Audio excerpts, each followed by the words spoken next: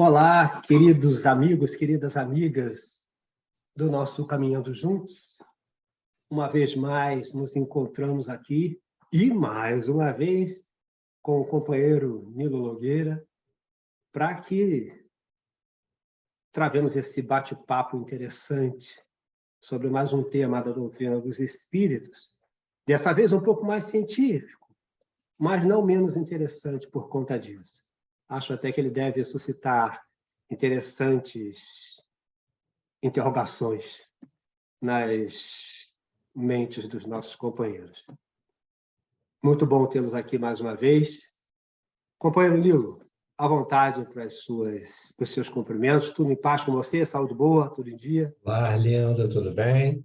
Está tudo bem, graças a Deus. Mais uma vez aqui, né, no Caminhando Juntos, para juntos, nós dois e os companheiros que nos assistem, podemos entrar nesse estudo, nesse texto, para reflexões importantes sobre a doutrina. É isso. O nosso tema de hoje está no livro A Gênese, mas não qualquer Gênese. Nesse caso, nós estamos com a obra original comentada, A Gênese, que é uma obra editada pela FEAL, a Federação Espírita André Luiz, a Fundação Espírita André Luiz, de São Paulo, que é a mantenedora, nesse momento, do acervo Canute Abreu, que trata de tudo que Kardec preparou, estudou, toda a documentação referente ao trabalho árduo de Allan Kardec na fundação dessa doutrina e que, graças a Deus, se encontra agora na posse da Fundação Espírita André Luiz e que contou com a tradução e com as notas, com um trabalho muito bom, muito rico do Paulo Figueiredo, e uma equipe maior também, claro, mas nós vamos tratar dessa Gênese que resgata os textos originais de Kardec e que, mais interessante, tem notas muito ricas colocadas pelo companheiro Paulo Figueiredo, que nos ajudam muito na melhor compreensão, da maior clareza desse texto de Kardec. Então, nós vamos começar essa... Não é isso, Nilo? Esse texto, Sim, essa obra é muito interessante, né? Eu estava aqui pensando, eu estava quase para pedir a palavra, quando você diz que restitui, né, os textos originais de Kardec, é importante salientar que houve adulteração nos textos de Kardec, no Céu e Inferno e a Gênese, feitas não pelo Kardec. Isso é muito grave, né? Após o desencarne de Kardec, houve alterações, houve adulterações do texto. O movimento aí, que a gente sabe, né, de alteração disso com vistas a aproximar do texto rustenguista, né? E que agora está sendo um trabalho dessas pessoas muito empenhadas nisso, esse belo trabalho que está sendo feito, estamos conseguindo trazer à tona esse movimento de tentar deturpar a doutrina espírita. E é importante a gente poder resgatar isso. Com certeza, com toda certeza. E o mais importante de tudo isso, aliás, a grande importância de tudo isso, desse resgate, é que a gente possibilita que cada um que compulsar a obra a partir daí volta a perceber com toda a clareza as luzes que a doutrina dos espíritos trouxe de volta ao planeta para nos possibilitar um melhor entendimento da vida e da relação de nós, homens e mulheres encarnados, reencarnados, e aqueles que se encontram na parte espiritual. Essa relação é tão constante, ela é uma relação tão vívida, tão presente, tão indiscutível, que essa deturpação da obra, essa adulteração da obra, impediu, durante muito tempo, que houvesse uma compreensão plena e clara do que a doutrina propõe, através, especialmente dessas duas obras, O Céu e o Inferno e a Gênese. Né? Exato. Nós vamos lá, e esse nosso tema está no capítulo 6 de A Gênese, que é Uranografia Geral. E nós iniciamos falando desse capítulo, do título do capítulo, que é Uranografia Geral, porque ele vai nos remeter imediatamente a uma nota que o Paulo não deixou de registrar, que é uma nota de Kardec à obra, e que diz o seguinte: este capítulo é extraído textualmente de uma série de comunicações ditadas à Sociedade Espírita de Paris em 1862 e 1863, sob o título de Estudos Uranográficos, e assinado Galileu. O médium foi o senhor C.F. Falamos de Galileu Galilei, aquele mesmo. Essa nota é uma nota de Allan Kardec. Na Revista Espírita, as comunicações estão assinaladas pelo médium Camille Flammarion, que nasceu em 1842 e desencarnou em 1925, astrônomo, membro da Sociedade de Paris. É a nota do editor. Isso é para a gente situar e saber quem fala o que aqui. Quem está falando nisso que nós vamos apresentar é Galileu Galilei, nesse trabalho, numa das diversas psicografias, digamos assim, recebidas na Sociedade de Paris, né? Então, o nosso título de hoje é As Leis e as Forças, que compreende os itens 8, 9, 10 e 11 desse trecho, que é um trecho curto, pequeno, mas que eu acho, nós consideramos de muita importância, muito interessante. E começa assim: se um desses desconhecidos que passam sua existência efêmera no fundo das regiões tenebrosas do oceano, se um desses poligástricos, ou seja, aqueles seres ruminantes, dessas nereidas que eram consideradas na Grécia Antiga, aquelas seres mitológicos que viviam no fundo dos mares, né? Ínfimos animálculos que só conhecem da natureza os peixes ictiófagos, que são aqueles que só se alimentam de peixes, né? E a flora submarina, recebesse, de repente, o dom da inteligência, a faculdade de estudar seu mundo e de estabelecer, nas suas apreciações, um raciocínio conjetural estendido à universalidade das coisas, que ideia formaria da natureza viva que se desenvolve em seu meio e do mundo terrestre que não pertence ao campo de suas observações? Parece um texto hermético, né? Mas não é. Vou deixar o Nilo começar para jogar batata quente para a mão dele. Pois é, me parece aqui que ele está propondo, né? Ao se referir a esses seres, está propondo uma imagem, né? Se a pessoa, de repente, começasse a perceber de uma forma mais extensa o mundo à sua volta, se ele começasse a ser capaz de olhar além daquilo que ele tem conhecido durante a sua vida, se fosse dado a ele perceber além dos horizontes que ele tem costumeiramente enxergado como sendo os limites do conhecimento, ou o limite do que ele já pôde enxergar ou conhecer, né? O que fariam, né, esses seres se pudessem se deparar com o que existe para tão além daquilo que é o mundo deles ali, circunscrito ao que eles vivem? Parece que a pergunta é essa, né? Parece que sim. E aí, nós já propomos aqui também, abusivamente, que a gente se olha assim, não é, gente? De casa.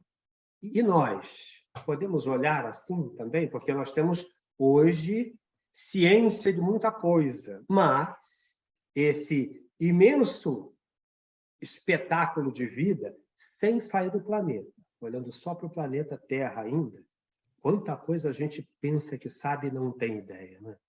Então, imagina se a gente puder quando nós pudermos penetrar a realidade para além daquilo que nós já estamos habituados. E quase todos nós com muita certeza, né? Será que é certeza mesmo?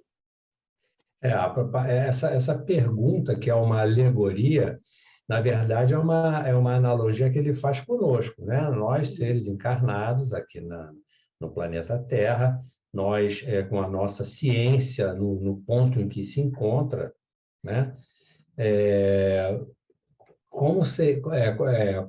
O que aconteceria conosco se, de repente, nos fosse dado a enxergar, a compreender tudo quanto a gente ainda não conhece sobre o universo, sobre o mundo, né?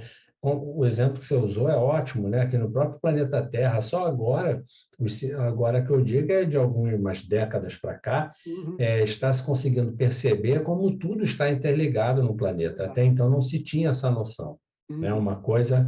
Tem até aquela analogia que fazem, né? Uma borboleta bate as asas no Brasil e chove na Indonésia. Ou seja, como tudo se interliga, tudo provoca alguma reação, tudo está interligado, né? Essa é a ideia. E o quanto ainda teremos aí para conhecer, né? Pois é, abramos as mentes e os corações, vamos ver. E segue. Se agora, por um efeito maravilhoso de seu novo poder, esse mesmo ser conseguisse se elevar à superfície do mar, acima das trevas eternas da profundidade, perto das praias opulentas de uma ilha com vegetação esplêndida, sob o sol fecundo, distribuidor de um benfazejo calor, que julgamento faria de suas teorias antecipadas sobre a criação universal, as quais logo abandonaria por uma apreciação mais ampla, mas ainda assim relativamente tão incompleta como a primeira? Tal é, ó homens, a imagem de vossa ciência, toda especulativa. Mas antes do Nilo comentar, eu vou trazer a nota, né? Porque essa nova edição, essa edição comentada é maravilhosa porque ela tem umas notas riquíssimas. Tal é também a situação daqueles que negam a existência do mundo dos espíritos. Logo após terem se despojado de seu corpo físico, os horizontes deste mundo se desmoronam a seus olhos. Compreendem, então, o vazio das teorias pelas quais pretendiam explicar tudo exclusivamente pela matéria. Entretanto, esses horizontes têm ainda para eles seus mistérios que só se revelam sucessivamente à medida que se elevam pela depuração. Mas, desde seus primeiros passos neste mundo novo, eles são forçados a reconhecer sua cegueira e quão longe eles estavam da verdade. Essa é uma nota linda de Allan Kardec, para nos provocar um pouco mais. Fala, amigo. Aqui ele coloca, né, ele já faz a comparação. Você imagina um peixe sair do mar, sair de dentro da água e olhar, ver o que existe fora do mar, as praias, as terras, as plantas, o vento, o sol, né? Como seria para ele, né? Ele faz uma comparação. O que isso é para um ser que vive no fundo do mar, quer dizer, o restante do planeta que esses seres não conhecem, né? Ele faz essa comparação, o que é o universo, o mundo espiritual, além dos limites da matéria, além do que a gente conhece aqui, né?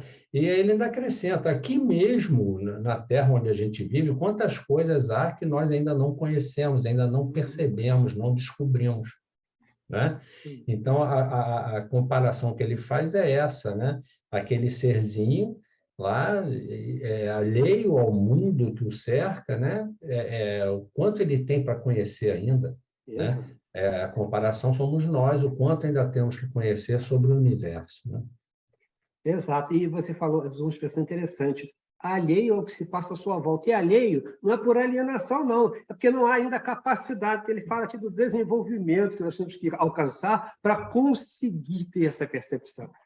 Isso, a capacidade de perceber. E não é simplesmente não querer saber, é não ter condições de entender o que o circunda, né? Isso é que é interessante. Sigamos um pouco mais. Já que venho tratar aqui da questão das leis e das forças que regem o universo, eu, que sou como vós, apenas um ser relativamente ignorante em relação à ciência real, apesar da aparente superioridade sobre meus irmãos da Terra, pela possibilidade que tenho de estudar as questões naturais que lhes são vedadas por causa da posição em que se encontram. Então é lindo você ouvir Galileu falando assim, e com essa tranquilidade de quem não está acima de ninguém. Quer dizer, o sujeito que sabe tem tanta certeza do não saber, não é? Só a gente que não sabe é que é prepotente. Muito interessante isso. Sócrates, lá atrás, já dizia, né? Só sei que nada sei, né? Pois é. Onde eu estava, assim, meu objetivo é somente expor a noção geral das leis universais, sem explicar em minúcias o modo de ação e a natureza das forças especiais que delas dependem. Eu queria lembrar assim, que a vontade de abordar um tema como esse, que pode, em princípio, parecer difícil, e realmente não é para a gente, inclusive, lembrar de quem é que está falando, porque quem está falando é Galileu. Olha só, Galileu Galilei. O cara dá um passo que muda a noção de universo para um homem que só tinha como universo, o centro do universo, a Terra. Então, isso é muito interessante ver a postura de um sujeito que, àquela altura, já estava desencarnado há quanto tempo, hein? E a importância... Fala. Desculpe, pode terminar. Não, pode ir. E a importância, realmente, da ciência, da evolução, do conhecimento, né? Só assim nós vamos rompendo, né, a barreira da ignorância, da superstição, né? E vamos entendendo que o universo ele é natural, tudo é natural, não existe o sobrenatural. Uhum. Tudo que existe é natural, inclusive o mundo dos espíritos, inclusive os espíritos desencarnados, né? Uhum. O pessoal fala alma de outro mundo. Não, a alma desse mundo mesmo, né? Só está desencarnada. Então, não existe o sobrenatural. Tudo é natural, tudo faz parte do universo, faz parte da criação. Precisamos apenas ir conhecendo à medida que formos capazes de compreender, de estender o nosso olhar para aquilo, né? De estarmos prontos para olhar diferente. Porque você usou uma expressão que é muito comum para nós, né? Alma do outro mundo. Eles responderam para nós: eu sou você amanhã. É exatamente isso, né? O item 10, ele vai dizer: existe fluido etéreo que preenche o espaço e penetra os corpos. Esse fluido é o éter, ou a matéria cósmica primitiva geradora do mundo e dos seres. Ao éter são inerentes as forças que presidem as mudanças da matéria, as leis imutáveis e necessárias que regem o mundo. Essas forças múltiplas, indefinidamente variadas segundo as combinações da matéria localizadas, segundo as massas, diversificadas em seus modos de ação de acordo com as circunstâncias e os meios, são conhecidas na Terra pelos nomes de peso, coesão, afinidade, atração, magnetismo, eletricidade ativa. Os movimentos vibratórios do agente são som, calor, luz, etc. E aí a gente para aquela notinha, porque essa nota é importante. Nós reportamos-nos, em suma, àquilo que conhecemos e não compreendemos. Mas... Não, perdão. Essa nota, eu pulei a nota. Peraí, deixa eu me achar aqui que eu perdi. Onde é que eu estava? 78, perdão, essa aqui. Faz-se referência à teoria do fluido cósmico universal proposto por Mesmer na ciência do magnetismo animal, divergindo da ciência oficial, que considerava esses fenômenos como substâncias constituídas de minúsculas esferas sólidas, sem peso ou imponderáveis. fluido elétrico, calórico, fluido magnético, fluido luminoso, etc., nessa teoria, eles são considerados movimentos vibratórios, inclusive forças em diferentes escalas nos outros mundos. Enquanto a hipótese substancialista aceita oficialmente hoje é sabidamente falsa, considerar esses fenômenos como estados vibratórios do agente em diversas escalas, proposta tanto nesta obra quanto em Mesmer, aproxima-se conceitualmente do paradigma da física moderna. Fala-me. Sim, né? É interessante isso, porque hoje já existem as partículas subatômicas, já foram identificadas, né? Já se chegou a isso. Os átomos não são constituídos por... o elétron, o próton e o nêutron não são unidades indivisíveis, eles são formados por outras pequenas unidades também. E está se percebendo que quanto mais você vai esmiuçando, vai achando novas partículas subatômicas, né? E vai ao encontro. A física moderna está começando a desvendar isso aqui, que fala que o éter, que é a matéria cósmica primitiva, né? Ou seja, existe uma unidade mínima vamos dizer assim, da matéria, que é a unidade primordial da matéria, que para nós ainda não é conhecida, ainda não tem ainda nós ainda não conhecemos. Mas, como diz no Livro dos Espíritos, né, o universo não é vazio, ele é preenchido por matéria, né? O vácuo do espaço, como conhecemos, ele não é um vácuo, ele é preenchido, existe matéria e vida em todos os lugares, não há o vazio, não existe o vazio, né? É uma questão de densidade, vamos dizer assim, né? E essa noção a física quântica já está propondo, já está chegando ao entendimento de que a matéria é energia em movimento, né? Que, na verdade, as coisas não são... A matéria não é a matéria, pelo menos no nosso mundo físico aqui, como a gente conhece. A matéria seria energia em movimento. Talvez essas partículas mínimas primordiais do universo, do fluido cósmico universal, se combinando, regido por forças que ainda desconhecemos, como ele está dizendo aqui. Num dinamismo que supera a nossa capacidade de perceber. Ainda nesse momento, que ainda não temos como entender, né? Aí, só para lembrar, nós estamos saindo lá do fundo do oceano, olha, das zonas abissais, alcançar essa coisa.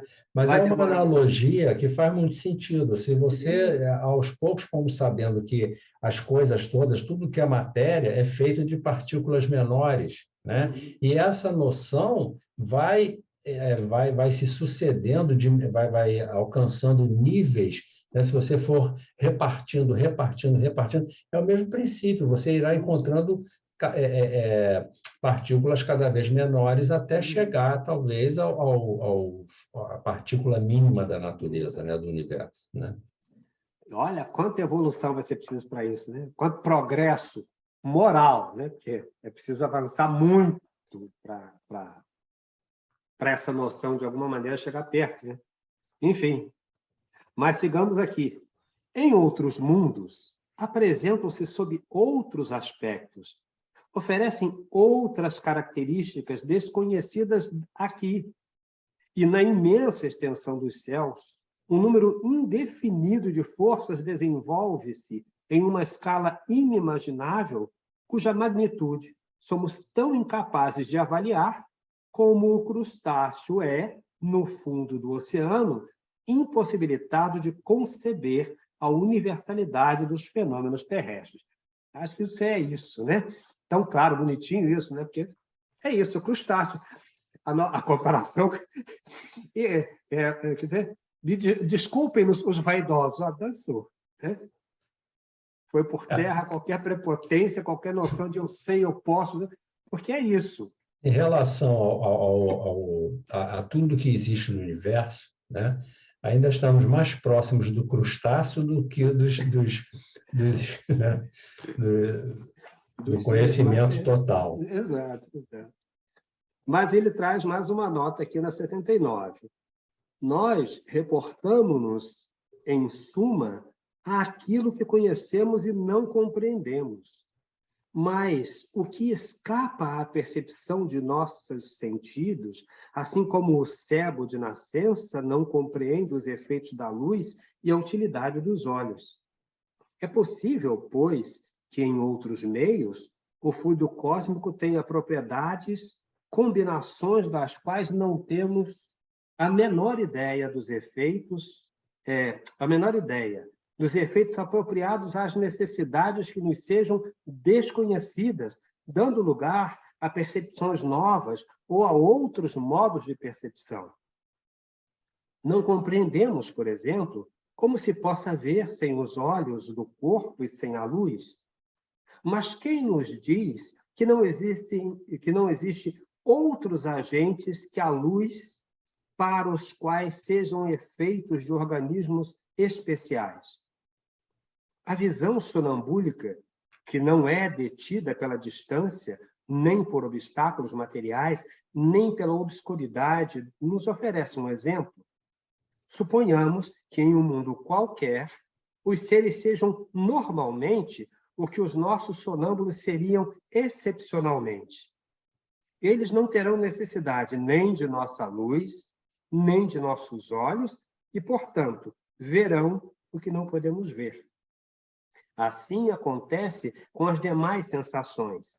As condições de vitalidade e perceptibilidade das sensações e das necessidades variam conforme os meios. Segue, Nilo. Isso é muito extenso, né? Isso fala da possibilidade de uma infinidade de modos de vida que possam existir pelo universo afora.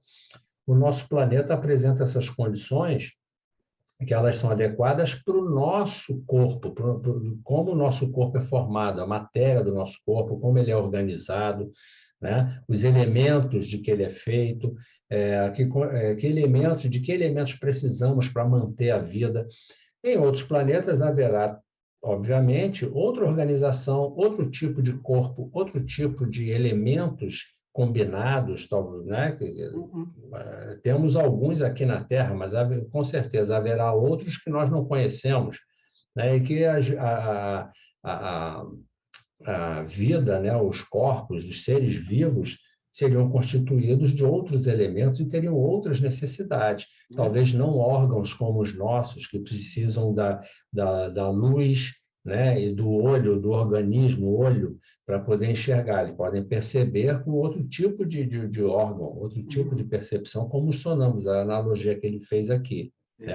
O sonâmbulo enxerga não por esse olho, ele enxerga com uma percepção espiritual que nós ainda não conhecemos muito bem. Até a maneira como os espíritos veem, sentem, ouvem, né? É distinto, é muito mais ampliado, é diferente do nosso, que é restrito aos órgãos dos sentidos, né?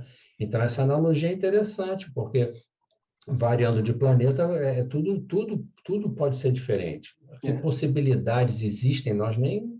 Quer dizer, os cientistas aí já imaginam vida com base no metano, com base... O nosso é nitrogênio, oxigênio, mas existem planetas que pode haver vida com base no gás metano e não no oxigênio. Então, como seria isso? Então, é isso que a gente precisa entender. A diversidade de possibilidades é infinita, né? Precisamos estar abertos com a nossa mente para isso. Mas eu vou sugerir aos companheiros e companheiras de casa, se não assistiram, que, por favor, acessem lá o nosso canal do Grupo Espírita Redenção no YouTube e assistam a palestra, a exposição do Moisés Viana. O Moisés fez uma exposição chamada Formação dos Mundos e dos Seres. Foi no dia 11/6. Acessem. E vocês vão ver como é que estamos perto desse nosso bate-papo aqui. Aí, na sequência, vejam, no sábado seguinte, foi Maria Fernanda tratando como se dá a evolução dos mundos.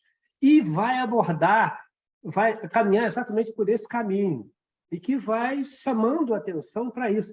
Essa diversidade, inclusive para a qual nós não estamos preparados, porque a gente quer encontrar em Marte, em Vênus e Netuno, seja lá onde for, alguém parecido com a gente, igualzinho a mim, agindo como eu. E ele pode estar lá e você nem vê, que a gente não está habilitado para isso. São outras histórias, é outro patamar, é estar pronto para algo que é diferente daquilo tudo que você espera que seja. Se a gente pensar na Terra, dentro do nosso planeta, dentro da nossa história, a gente não consegue ver um ácaro que está aqui. Eu não estou em outro planeta, eu estou na Terra, o ácaro está aqui e eu não vejo. Se eu não lançar a mão daquela luneta, de uma lupa capaz de observar, eu não vejo. Olha só. Aí eu estou querendo ter certeza lá. Difícil, hein? Porque a gente está com as limitações aqui. A gente não tem habilidade para percepção de coisas que estão à nossa volta.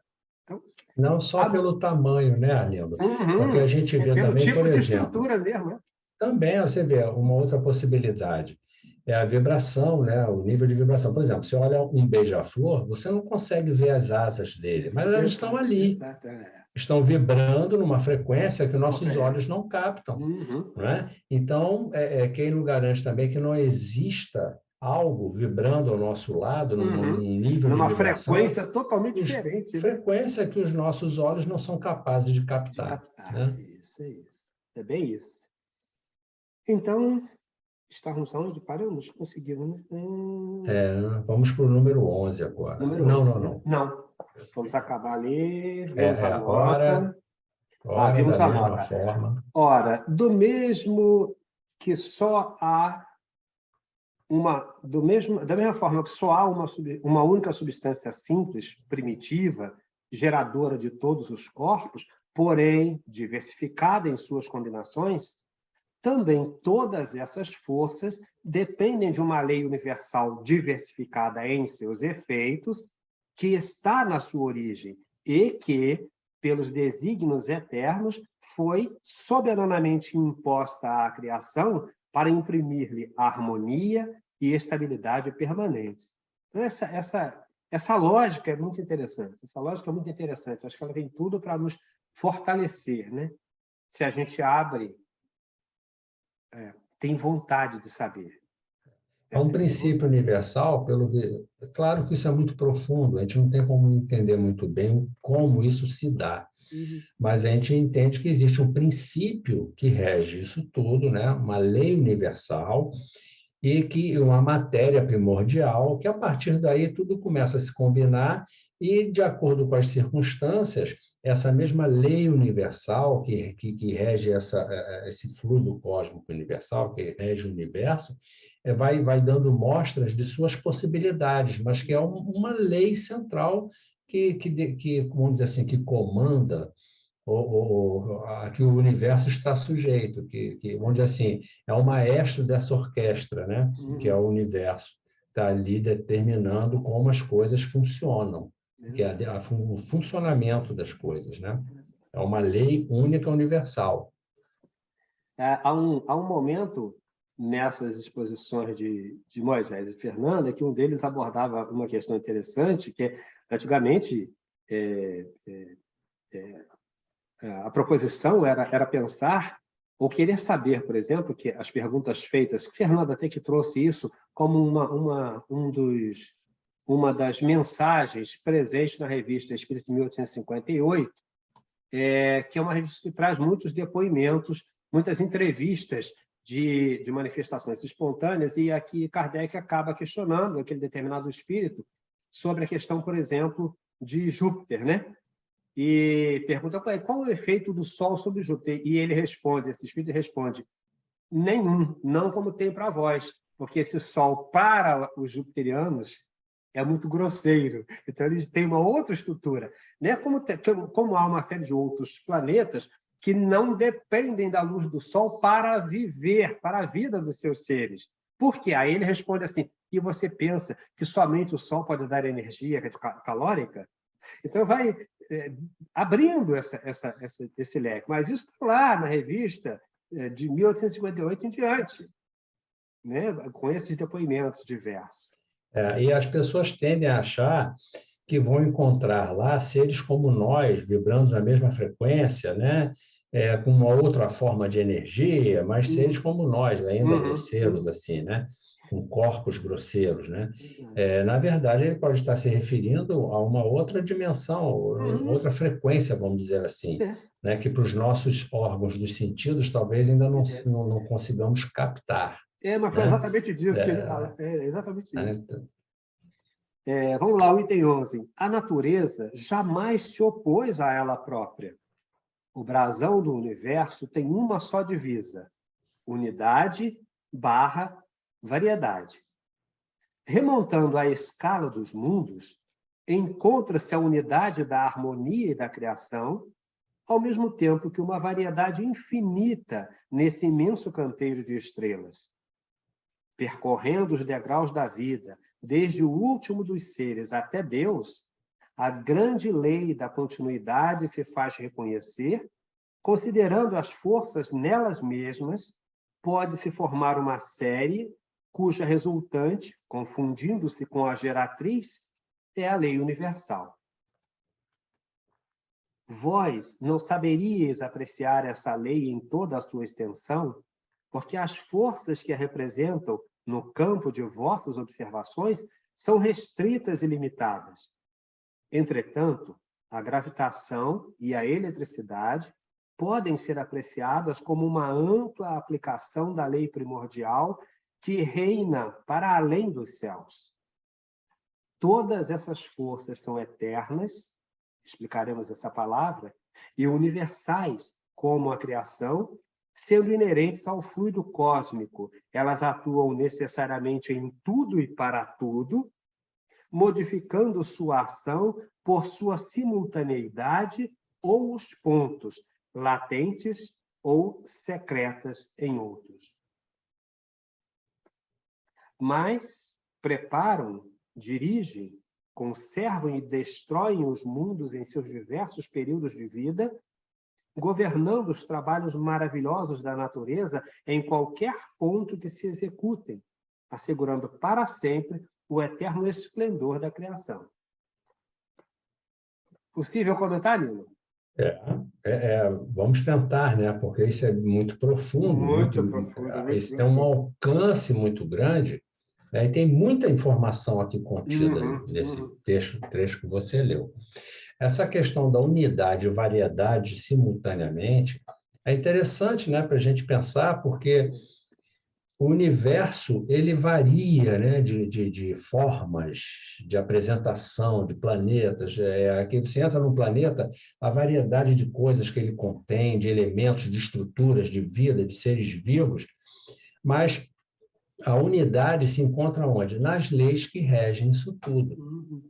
Né? São formas, são manifestações diferentes de uma mesma lei, que é a lei universal, que vai se manifestando, vai se apresentando de uma forma variada, mas todas regidas por um princípio universal. Né? Isso pode ser um pouco difícil para a gente entender, e realmente é. É um raciocínio, que a gente precisa parar um pouquinho, né, para entender. Entendemos que existe uma lei que rege o universo. Desculpe, Nilo, porque essa ideia da unidade no diverso é muito complexa para a nossa cabeça ainda hoje. Pois é, exatamente. E é nisso que se baseia, me parece, né, quando a gente diz que nada escapa ao olhar de Deus. Nada, tudo que acontece é porque Deus permite. Ou seja, existe uma lei universal que rege o universo inteiro, ele todo é regido por essa lei, está tudo submetido, imerso nas forças inerentes à matéria, essa matéria do fluido cósmico universal, né? Então, quando a gente fala de lei de causa e efeito, isso é interessante a gente trazer também para refletir. Quando a gente fala de lei de causa e efeito, nós também estamos nos referindo a essas leis universais. Né? Não é um tribunal formado por espíritos lá no mundo espiritual, que depois que a gente desencarna, a gente vai para esse tribunal, eles vão ver a nossa ficha e determinar a nossa pena. Não é isso. Lei de causa e efeito são essas forças que regem o universo, às quais também estamos submetidos como seres pertencentes a essa natureza, e que agimos no meio e recebemos, como a física explica, a resultante, o resultado. as consequências dessa atuação, é ação e reação. Então, é um processo que a gente ainda não tem como entender completamente, mas a ideia é essa. Nós estamos imersos num universo, fazemos parte de um universo regido por leis eternas. Apesar da variação que a gente percebe, tudo se encadeia, tudo está regido por essa lei. Quando a gente, vamos dizer assim, quando a gente força, quando a gente vai na direção, no sentido contrário do fluxo natural das coisas, a gente recebe uma força em contrário e a gente reage como sendo dor, sofrimento, né? Até a gente começar a entender como tudo se encadeia e como tudo funciona. Mais ou menos, eu imagino que seja mais ou menos por aí, né? Eu acho que situar o pensamento nesse patamar é que vai nos permitir reassumir o equilíbrio, o autoequilíbrio, porque nós somos da natureza, nós estamos mergulhados na natureza, porque o fluido cósmico é o universal e é um fluido que efetiva e garante a natureza. Olha, nós somos natureza. Quando eu firo, eu contradigo, eu contrario, eu me oponho a mim mesmo. Quer dizer, eu estou me autoferindo, porque eu sou parte dela. Né? Eu vivo mergulhado nisso. Né? É verdade. E esse raciocínio também nos ajuda a sair daquela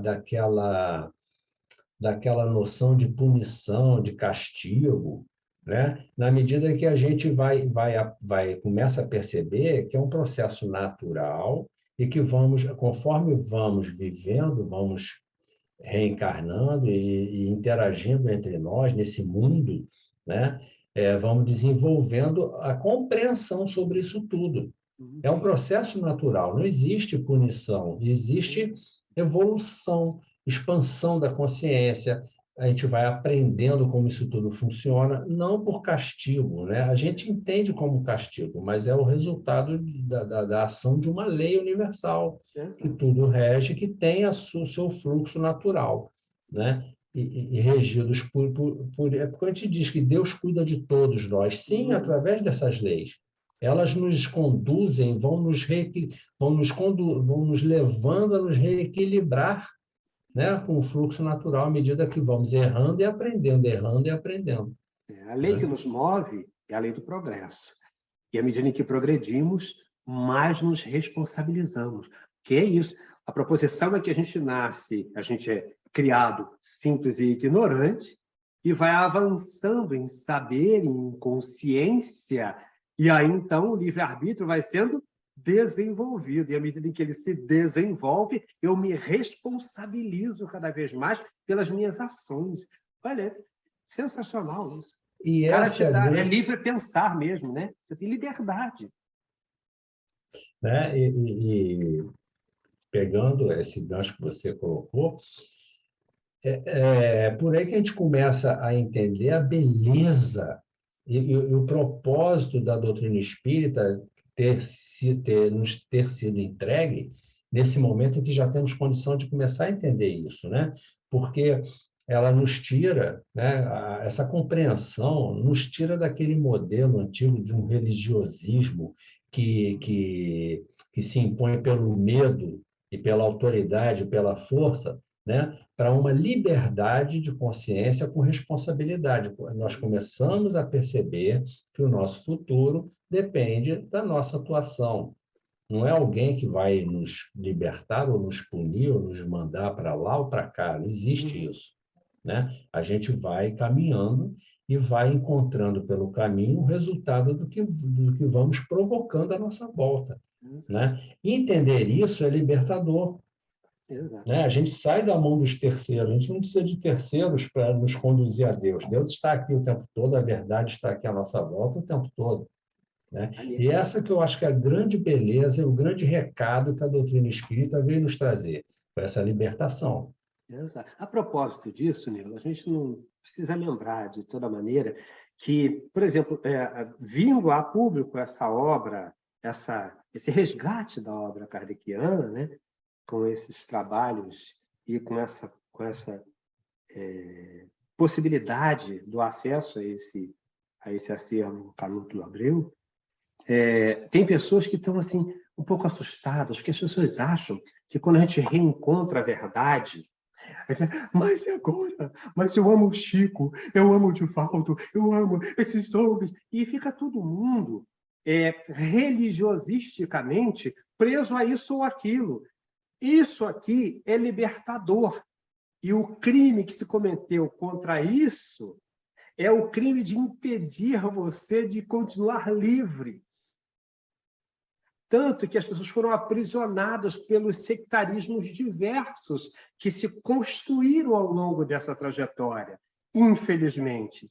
Desde a adulteração ocorrida lá, após o desencarne de Allan Kardec, e que se consagrou aqui com o movimento febiano, na medida em que ele assume uma proposição rustenguista e que dissemina Rustem pelo Brasil e pelo mundo afora, através da obra de vários desses grandes nomes do Espiritismo, como se o Espiritismo fosse essa religião oficial, e não é. Não é, nesse sentido de religião ortodoxa, de religião dogmática, não é Espiritismo. Não é. E isso aqui é para nos devolver, na realidade, a liberdade de pensar e de ter clareza quando se fala eu sou espírita, eu sou kardecista. Por quê? De que maneira isso se dá no seu psiquismo? Como é que você encara isso? Afinal de contas, você é espírita, você é kardecista ou você é chiquista e divaldista? Porque são coisas diferentes. São coisas muito diferentes. É verdade, sim. Isso aí a gente precisa estar atento a isso, né? Agora, a gente precisa entender também que a doutrina espírita veio num momento justamente em que a humanidade começa a amadurecer para começar a compreender tudo isso. Essa questão da mudança de paradigma religioso, né? De uma religião que impunha uma posição passiva nas pessoas, de aceitação cega das coisas, né? E agora, essa libertação, eu gosto de chamar eu gosto de usar esse termo, porque é uma libertação, porque nos liberta para autoconsciência, para autorresponsabilidade, né? E, nesse sentido, precisamos entender que vai ser um processo também um pouco, né? Vai ser um processo, vai tomar um tempo até as pessoas começarem a entender isso, porque você vê 2.000 anos aí de uma prática, quase 2.000 anos, 1.700 anos, de uma prática religiosa distorcida, permeada por interesses humanos, materiais, né? Então, e a doutrina espírita veio, mas a gente precisa entender que aquilo também foi necessário. Estava lá a semente do Cristo, né? Os ensinamentos que perduram estão aí até hoje, se não se compreende muito ainda, mas fala-se dele até hoje. Então, e agora a doutrina espírita vem lançar luz sobre isso tudo para a gente compreender melhor. Agora é um processo. Para muita gente vai ser difícil. Doloroso. É doloroso, e para outros se configura como a saída que eu estava esperando, porque já vinha aguardando, já não estava bem com as coisas como eram. Então, assim, realmente é um processo, e precisamos entender que esse processo vai levar um tempo, né? E que houve tentativas de deturpar esse recado da doutrina espírita, né? Com a adulteração dos livros, né? Nesse movimento dessas pessoas que tentam unir a doutrina espírita a ideias que não são da doutrina, né? Infiltraram coisas erradas na doutrina, e agora, com esse trabalho, com a obtenção desses documentos de Canuto Abreu, estão vindo à tona e estamos conseguindo resgatar a pureza da doutrina espírita. Isso que é importante entender. E é isso, é um processo, e a doutrina espírita está aí com esse recado, e através do trabalho valoroso de tantas pessoas que estão trazendo isso a público, estão se esforçando nesse trabalho de divulgação, aos pouquinhos a coisa está caminhando, né? E vamos ver se isso realmente tem que se alastrar, tem que se expandir, né? É isso aí. Bom, meu amigo, acho que nós chegamos ao final mesmo. Acho que deu para conversar um pouquinho sobre esse tema interessante. Para as suas despedidas, meu amigo. Muito obrigado mais uma vez, Arlindo, por essa oportunidade, porque ao mesmo tempo que a gente está estudando, está trazendo esse debate, a gente traz esse debate e está estudando, né? Para poder estar aqui falando, a gente estuda e tal, e vai se aprofundando nesses temas, só assim a gente vai entendendo melhor a doutrina espírita, Exato. a gente vai entrando nesse raciocínio, nessa lógica, e se libertando dos vícios, né? De uma religiosidade antiga, que era baseada na aceitação passiva de dogmas, de verdades que eram impostas de cima para baixo, né? E de uma obediência cega. Isso, esse tempo acabou. A doutrina espírita veio acabar com isso e inaugurar uma nova era, que vai ser a nova relação de coisas do mundo regenerado. Vai ser a autorresponsabilidade e a consciência, né? Cada um se responsabilizando pelo seu futuro, pelas suas atitudes, né? Tendo responsabilidade com esse conhecimento, com esse entendimento do que é reencarnação, o que estamos fazendo aqui. Estamos aqui indo em direção a um futuro, e esse futuro tem a ver com o que estamos fazendo hoje. Isso é fundamental. Essa é a grande libertação que a doutrina espírita veio nos trazer. Uma boa noite a todos que nos assistem. Muito obrigado a você, Arlindo, e a todos os companheiros. Obrigado a você. Agradeço muito a você, meu amigo. As suas reflexões são sempre muito judiciosas. É muito bom ouvi-lo. É muito enriquecedor, a gente vai aprendendo, né? Porque a gente sabe muito pouco desse negócio. A gente estuda, né? E vai tentando saber um pouquinho, e aí a gente vai chamando gente que sabe e vai brincando de saber, vamos andando, a gente vai devagarinho jogando a bola. Porque essa bolinha está rolando, é lindíssima, a gente vai chutando devagarinho, até que um dia, lá na frente, a gente vai estar sabendo alguma coisinha para contar a história para as pessoas, né? Mas é muito bom tê-lo aqui, e eu quero contar sempre com a sua companhia aqui com a gente. Muito obrigado, amigos e amigas. Um forte abraço, muita paz, muita luz. E podem voltar lá ao texto, capítulo 6 de A Gênese, Uranografia Geral. O item é Leis e Forças. As leis e as forças na uranografia geral. Lembrando que nós estamos utilizando a Gênese, obra original comentada, da edição FEAL. Muito obrigado, muita paz, muita luz a todos os corações. Um beijo, caros amigos e amigas.